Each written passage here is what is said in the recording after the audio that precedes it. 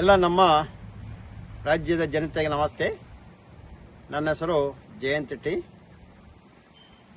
ಇವತ್ತು ತಾರೀಕು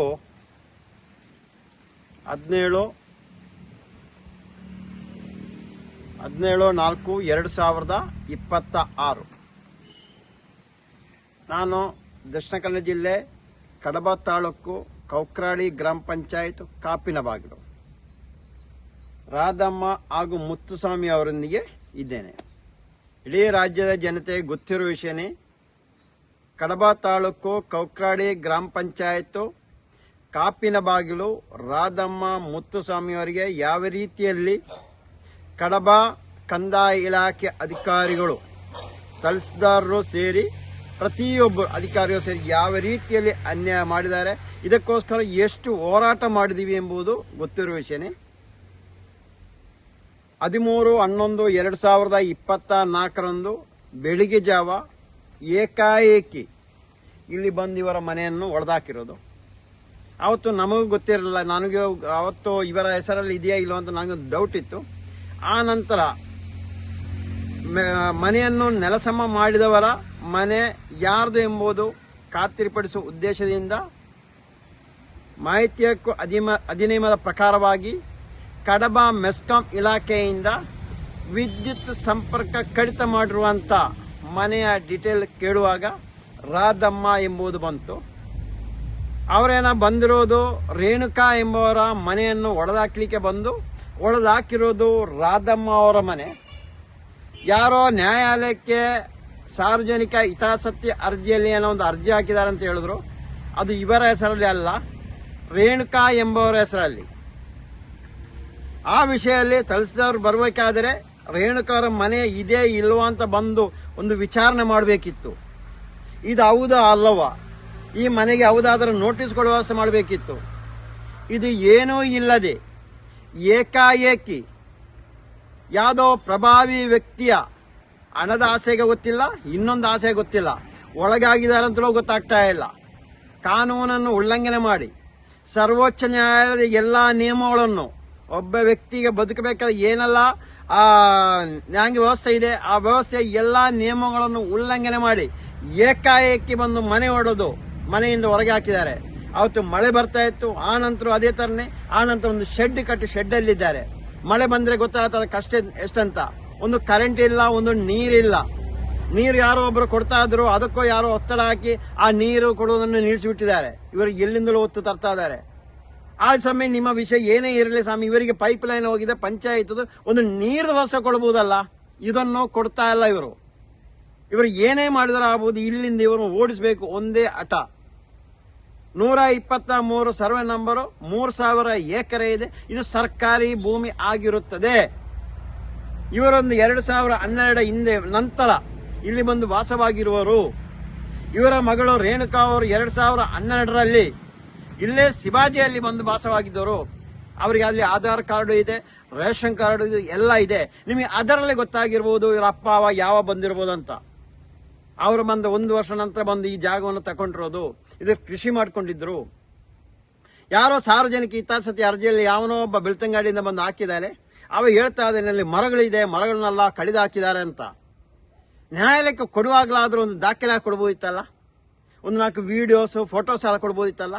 ಇಲ್ಲ, ಮರಗಳನ್ನ ಕಡಿದಾಕಿದೆ ಅಂತ ಹೇಳೋ ಏಕಾಏಕಿ ಹೋಗಿ ನೀವು ನ್ಯಾಯಾಲಯಕ್ಕೆ ಹೋಗಿ ಮೊರೆ ಹೋಗುವುದಾ, ಅದು ಅರಣ್ಯ ಇಲಾಖೆಗೆ ದೂರು ಕೊಟ್ಟುಬಿಟ್ಟು ಹೌದು ಈ ತರ ಮರಗಳನ್ನು ಕಟ್ಟು ಮಾಡಿದ್ದಾರೆ ಅಂತ ಹೇಳಿ ಪ್ರಕರಣ ದಾಖಲೆ ಮಾಡಿಸ್ಬೇಕಾ? ಆನಂತರ ನೀವು ಹೋಗ್ಬೇಕಿತ್ತಾನೆ. ಇದು ಯಾವುದೂ ಇಲ್ಲ, ಯಾವುದೇ ಪ್ರಕರಣ ದಾಖಲಾಗಿಲ್ಲ, ಯಾವುದೇ ಮರ ಕಡಿದಿಲ್ಲ. ಇಲ್ಲಿ ರಬ್ಬರ್ ಗಿಡ ಇತ್ತು, ಅದನ್ನು ಅವರು ಸಾಕ್ತಾ ಇದ್ರು, ಅವಳು ಬೆಳೆ ಬೆಳೀತಾ ಇದ್ರು. ಇದು ಯಾವುದೂ ಇಲ್ಲದೆ ಏಕಾಏಕಿ ಬಂದು ನೆಲಸಮ ಮಾಡಿ ಇದರ ಹೋರಾಟ ಮಾಡ್ತಾ ಇದ್ದೆ ನಾನು. ಡಿಸೆಂಬರ್ 24, 2025 ಪುತ್ತೂರು ಎಸಿ ಕಚೇರಿ ಮುಂಭಾಗದಿಂದ ನಾವು ಹೋರಾಟ ಪ್ರಾರಂಭ ಮಾಡಿದ್ವಿ. ಜನವರಿ 6ನೇ ತಾರೀಕು ನಮಗೆ ಪುತ್ತೂರು MLA ಅಶೋಕ್ ರೈ ಅವರು ಬಂದು ಹೇಳಿದ್ರು. ಹಾಗೂ ಎಸಿ ಅವರಿಗೆಲ್ಲ ಮಾತಾಡಿಸಿ ಒಂದು 6 ದಿನ 7 ದಿನ ಅಲ್ಲಿ ಧರಣಿ ಸತ್ಯಾಗ್ರಹ ಮಾಡ್ತಾ ಇದ್ದೆ. ಬಂದು ಹೇಳಿದ್ರು, ಇಲ್ಲ ನಾವು ಇದ್ದೀವಿ, ನಿಮಗೆ ಕೊಡಿಸ್ತೀವಿ ಅಂತ ಹೇಳಿ ಎಸಿ ಎಲ್ಲ ಬಂದು ಮಾತು ಕೊಟ್ಟು ಹೋದ್ರು.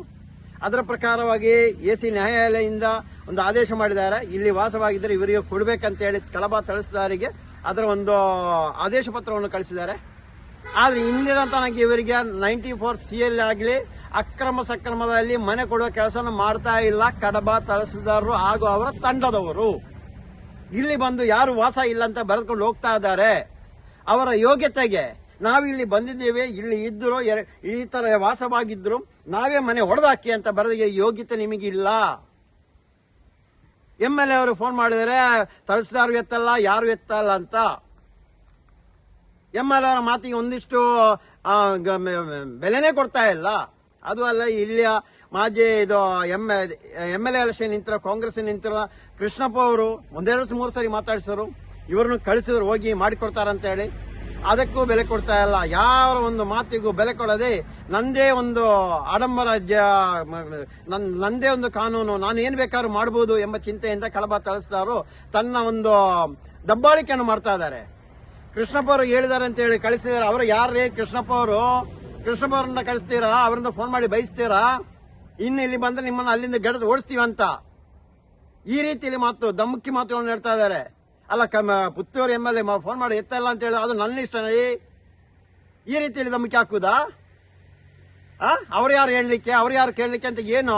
ಯಾರು ಜಯಂತನ ಕರ್ಕೊಂಡು ಬರ್ತೀರಾ? ಸಂಚಾರ ಸ್ಟುಡಿಯೋನ ಕರ್ಕೊಂಡು ಕೇಳ್ತಾ ಇದ್ದೀರಲ್ಲ ನೀವು.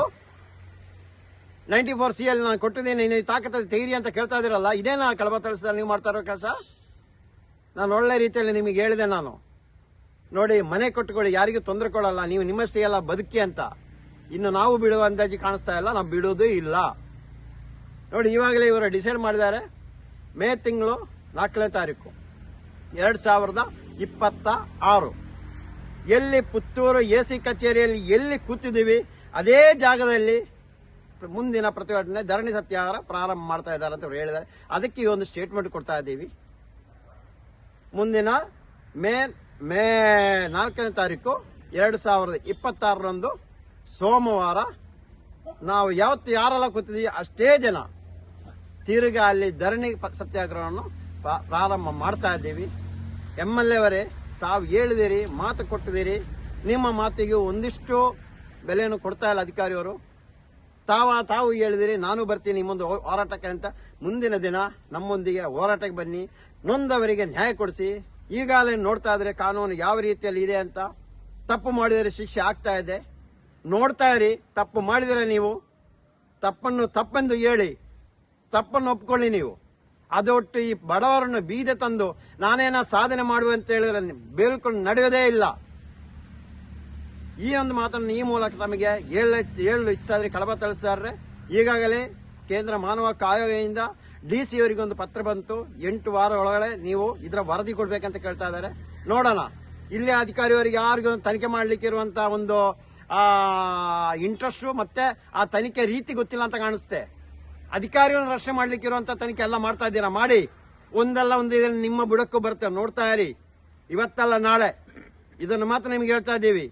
ಪ್ರತಿಯೊಂದು ಕಡೆ ನೋಡ್ತಾ ಇದ್ದೀರಿ, ಮಾಡಿದ ಕರ್ಮ ತಿರ್ಗಾ ನಿಮಗೆ ರಿಟರ್ನ್ ಬಂದೇ ಬರುತ್ತೆ. ಅದು ಅನುಭವಿಸದೆ ಆದಷ್ಟು ಬೇಗಿಂದ ಇವರಿಗೆ ಮನೆ ಕೆಲಸ ಮಾಡಿಸ್ಕೊಳ್ಳಿ.